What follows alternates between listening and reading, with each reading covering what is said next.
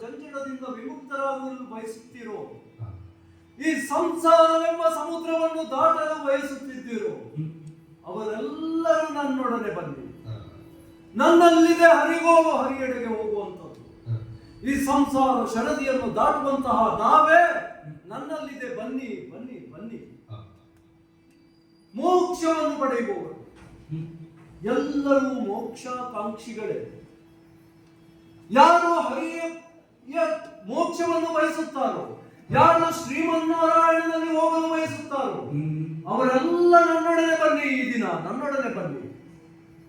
ನಮ್ಮಲ್ಲಿ ಸುಭಟರು ಪಟುಭಟರು ಬಹಳ ಮಂದಿ ಇದ್ದಾರೆ. ಎಲ್ಲರಿಗೂ ಅವರವರದೇ ಆದ ಪದವಿ ಇದೆ.